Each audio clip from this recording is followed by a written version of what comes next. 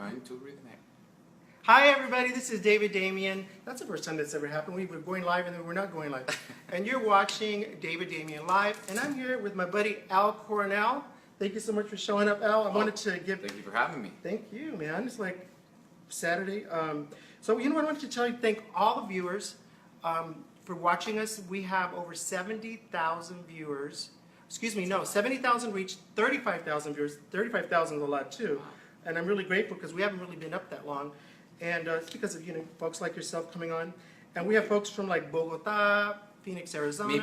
Mi gente en Colombia. Okay, Bogota. Watching. Actually, we have a lot of people that like from Colombia.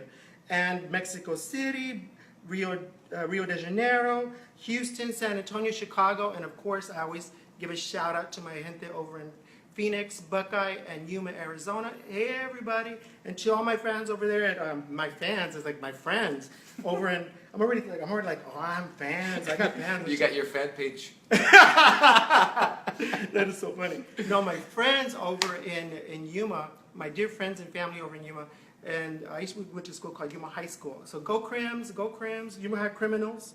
Can you imagine criminal?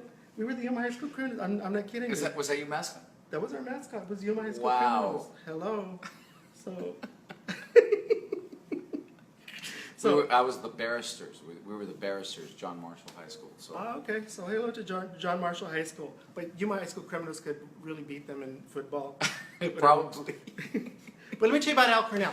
Then we'll get serious here. Al Coronel is actor, singer, world-class dancer, and he landed his first film with Johnny Depp in the film Blow.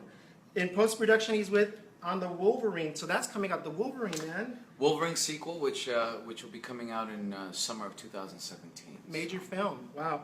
And he's in Josh Berman. He's in the new show Notorious, which is on ABC? Yeah, ABC. And he's had TV appearances in Jane the Virgin, The Shield, Criminal Minds, East Los Angeles, and if you go on IMDb, you can see something like 50-some television and film credits. So that's pretty amazing. God, is it that now? It's something like that, yeah. That's great.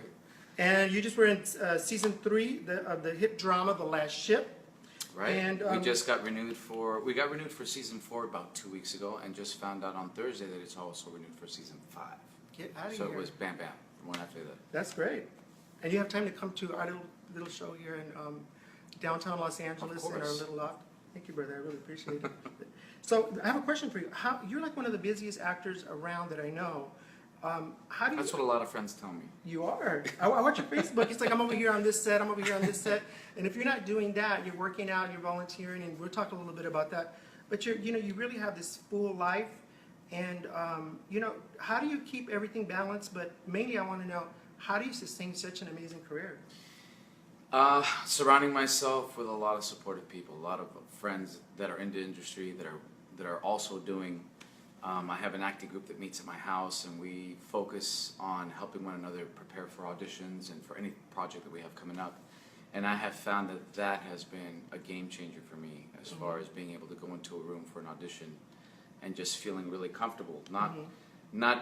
Whereas before I would have maybe a 2 or 3 week wait before an audition, and then I'd get an audition and be like, oh my God, I got to prepare for this thing. How am I going to prepare? So now, since I've been using that tool so often, I'm going into rooms and just feeling really comfortable, and it's paying off in all the bookings that I've had recently. It's been amazing. Yeah, but you do a lot of things in your life that help you prepare, because you walk into an audition, and a lot of people are a bag of nerves because you have to really prepare your lines. They give you what's called sides. Right. They send them to your house, or you get them by email, and so you go over those, and then you have to walk in and. I think the casting directors can basically know who's on their game and who's not, because usually you go in and you memorize what you just learned. Right. Yeah. So you how do you memorize do that? it, and you have to. It's not just about spitting out lines. It's about living the words that you're saying and emoting, bringing life to it. Whatever the situation, whatever the circumstances may be, really making those words sound like they're yours, that you thought of those on your own and are speaking them for the first time. So I have a cousin that's in Tucson, Arizona. She's studying theater at the University of Arizona. What advice could you give Universe, hey Gianna, how are you? I'll send you that shout out to my, we gotta make connections for you before you get out here. What does she need to do to prepare to come out to LA? Because this is a rough city. It is a rough city, and like I said, one of the things that has really helped me is building that network of friends, and for example, meeting amazing people like David here, and people who are doing, and I find that to be an inspiring thing for me, which helps me, with this crazy life called acting. Yeah, well, but it's been very, I think, very I would say lucrative for you. It's been lucrative because you're there's not a lot of people that come out here that consistently work like you do. I mean, yeah, I'm getting all shy and red it's here. true. I mean, it's like you're one of a handful of people. There's Nicholas Gonzalez, Douglas. Nicholas, Hey, congratulations Nicholas. to you, buddy. You're doing great things out there, man. So I mean,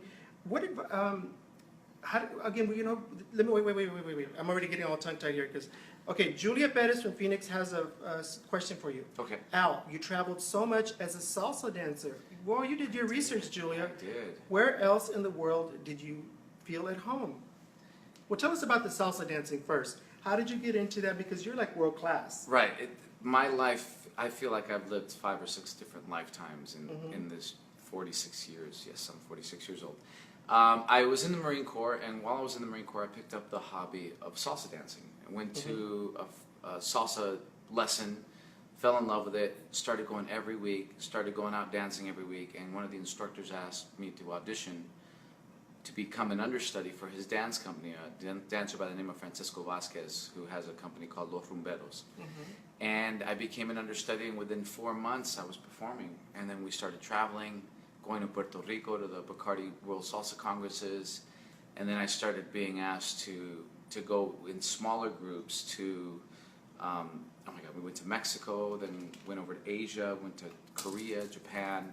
When I left the group, I met up with another very well-known female dancer, and we started traveling around the world teaching and performing. And one thing led to another. We went to, on one trip, we went to Amsterdam, and while we were in Amsterdam performing, we were asked to go to Paris, then to London, then to Switzerland, and we went to Japan. I'm actually famous in Japan, which is funny to know. When you see some of the dancers come from Japan, they still see me, and they're like, they call me Alvaro, which is my full name is Alvaro. But yeah, it just, and where I felt most at home was in Japan. Japan was amazing. I got to do the tour the entire country.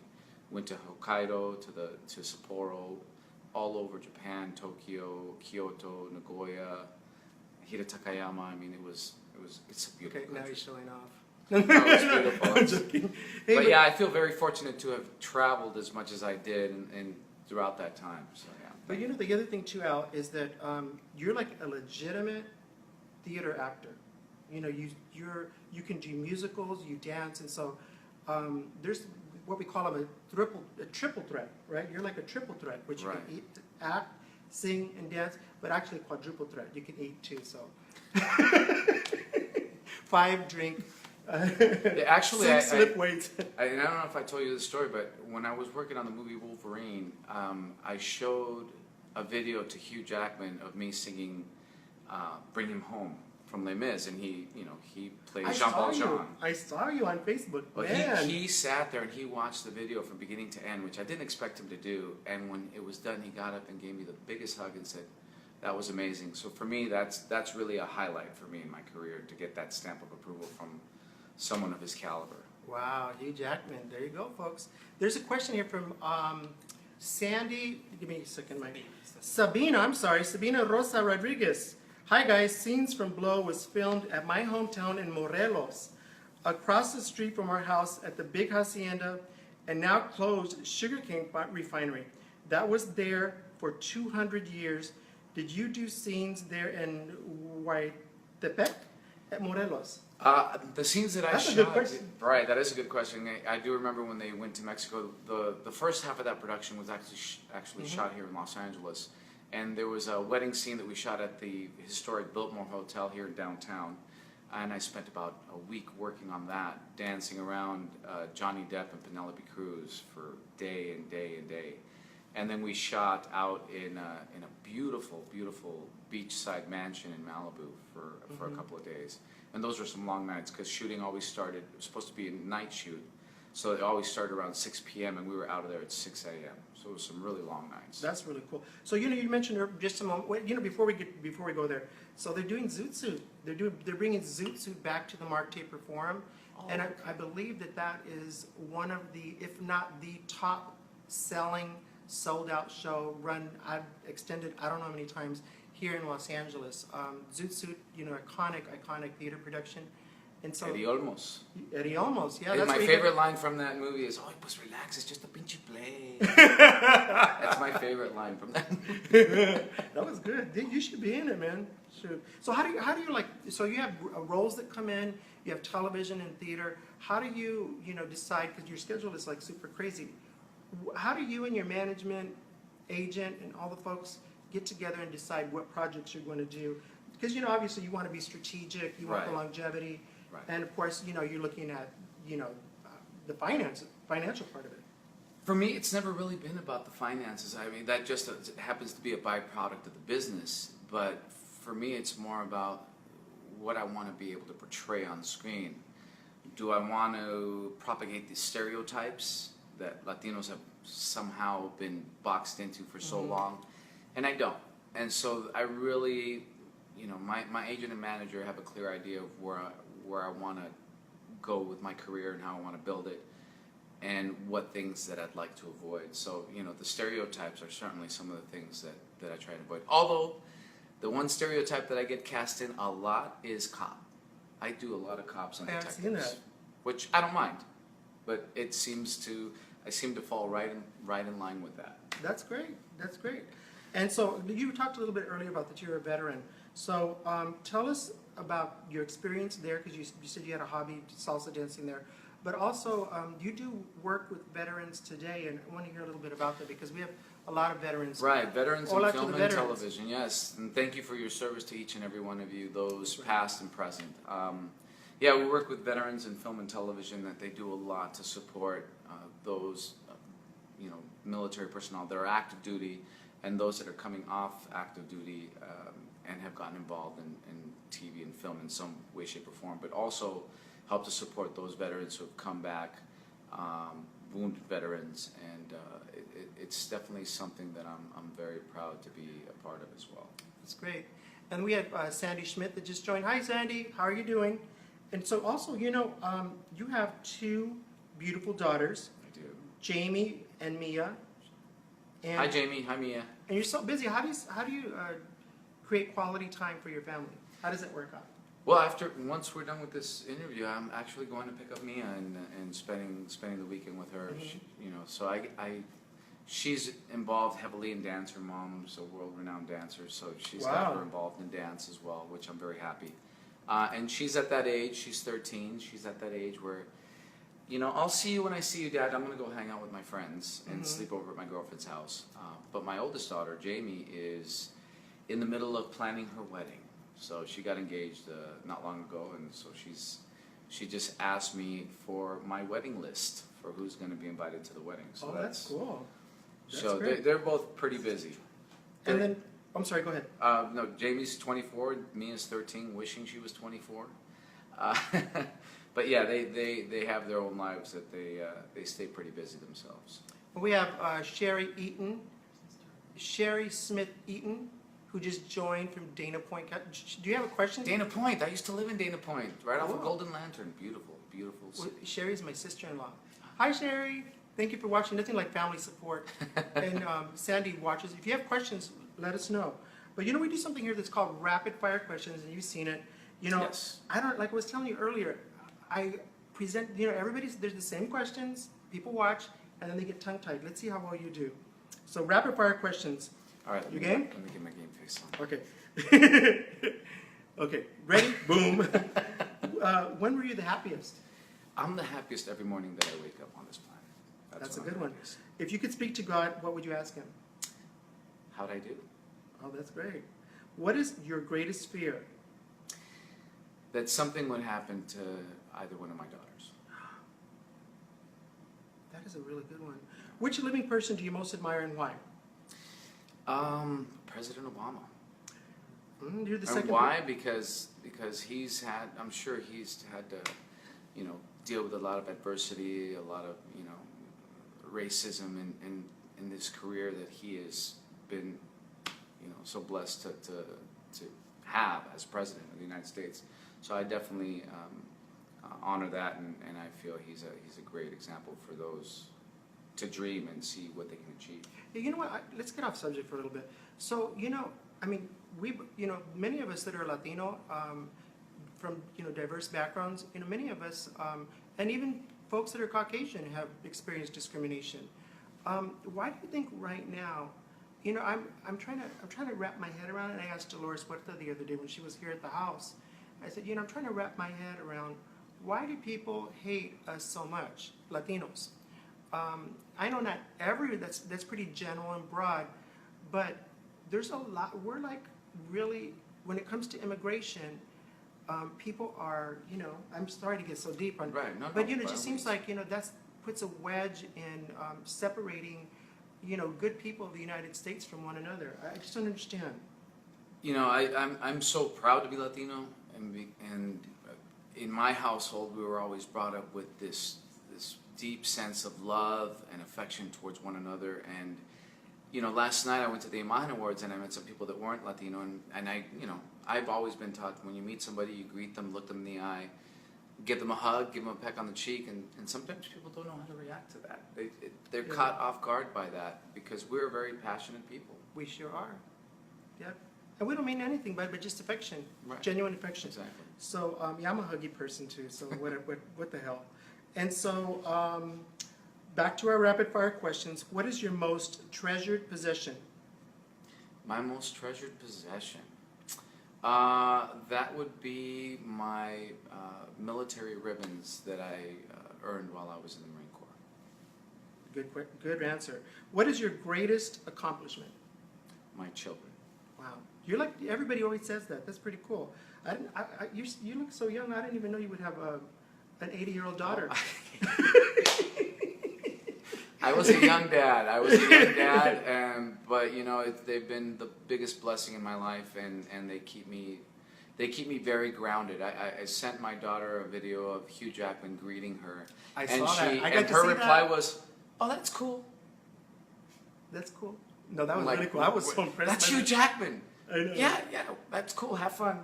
Freaking, there's a Wolverine there. Let me see my Besos, David. Loving your show, and I love you, Sherry. Thanks to people like Al Coronel. That's why it's, you know, trying our best out here. You know, low budget show. So let's see. We have anybody else that joined? Yeah, we have. I need to go back a little bit to find out who actually. There's a delay here. There you go. Oh, and Edgar Lopez. Oh my God. Hi, Edgar. So, yeah, you know, the other thing I wanted to talk to you about, we were just talking about this over coffee, and you have drinking coffee. You know, I already had my fill, but oh, that's Lopez Negrete right there. Lopez Negrete gives these out at Christmas time. Hi, Lopez Negrete. But I was going to ask you. You know, we went to go see the play Cesar Chavez. It was a musical.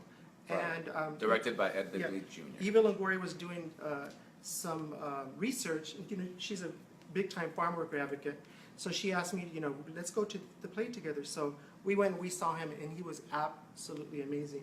Tell us about that role and what you learned about the civil rights movement and all of that. You know, because you're Colombian, and these have to do with, you know, Mexican Americans, Chicanos, Right. if you will. Right, Yeah. I didn't know the plight of the farm workers really until I got involved in this play that was written and directed by Ed Begley Jr., which basically chronological order of how Cesar Chavez came to be the leader of United Farm Workers, along with the help and the co-leadership of Dolores Huerta, who I have tons of admiration for, and I saw last night at the Imagen Awards, by the way. But yeah, it inspired me to really look at all Latinos, because again, being Colombian, my father's Colombian, my mother's from Guatemala, and Doug's Guatemalan too, Doug Spain. So I saw that in your interview the other day.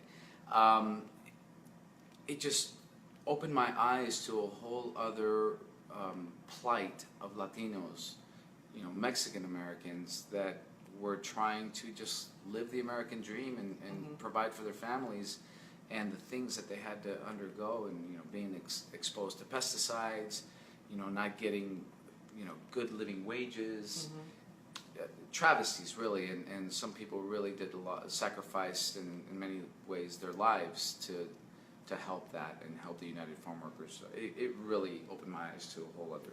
So I mean, a lot of my family are farm workers. I spent some time working in the fields myself in Arizona. You know, family all the way from Corpus Christi through San Antonio, Tucson, Phoenix, Buckeye, Arizona, Yuma, Arizona, and all the way into Salinas and the Central Valley. And you know, shout out to all my cousins who have done a wonderful, you know, job of making lives, and you know, from a very hard experience. And you know, and we're not the only ones. There's many folks out there. And that was such a diverse cast, because there were Colombians, there were Cubans, there were Peruvians, there were Ecuadorians, as well as, you know, Mexican American actors that were in that play.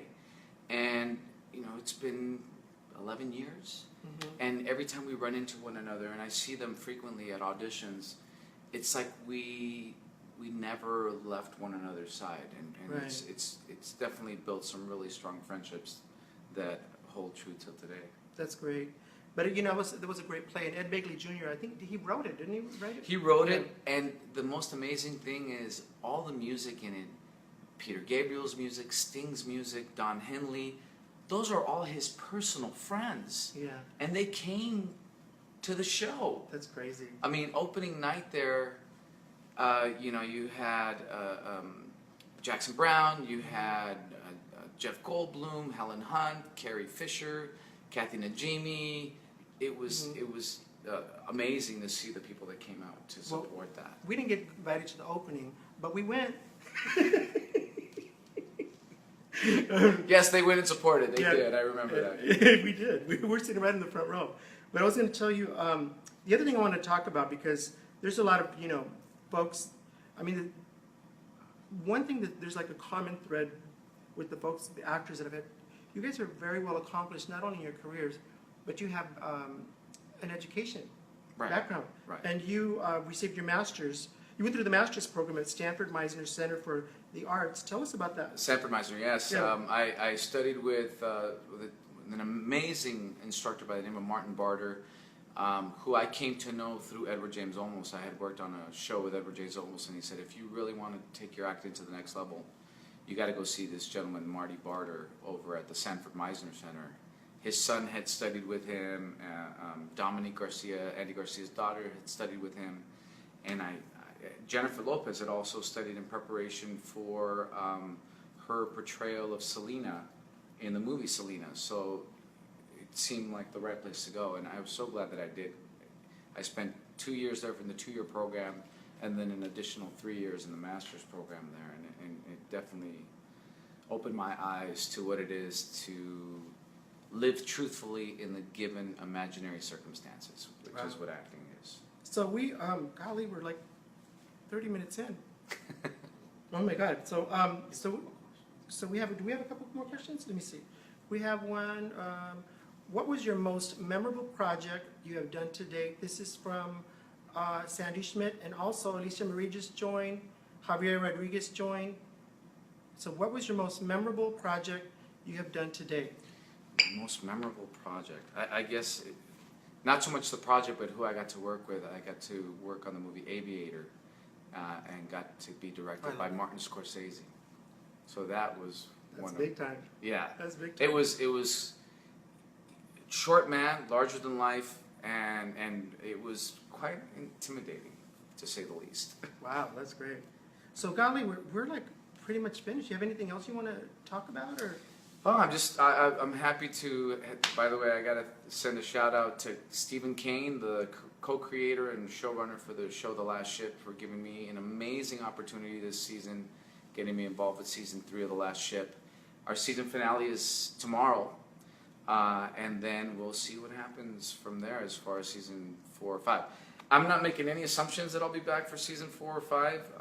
Well, they better have you back because we're gonna get all the Latinos to protest. We're gonna, yeah. Right, and that's an extremely diverse cast, by Yeah. the way, that they've done. They've done an amazing job there, and I think my episode last Sunday was 7.1 million viewers. Wow, that's So amazing. it's one of the top 10 shows right now on TV, and which explains why they went ahead and automatically greenlit it for season 5. Tell us the network again. It is TNT, Turner Network Television. What time? 9 p.m. Pacific, 6 p.m. East Okay, Coast. what day? On Sundays. On Sundays, and it's called The Last Ship. And golly, we're out of time, but I wanted to, Al, you've seen the show a few times. I have. And I always end by saying, you got to create an action plan, folks, in life if you want to do anything, accomplish anything. Vision board. Vision board, that's another one. I've heard that like a few times. But a dream is only a dream, but without, let me just say that again. I don't even know my own quote. A dream without an action plan is only a dream. Okay, there you go. That's exactly. So have a great day, you guys. Happy Saturday to you, and thank Happy you for watching weekend. Live with David Damien.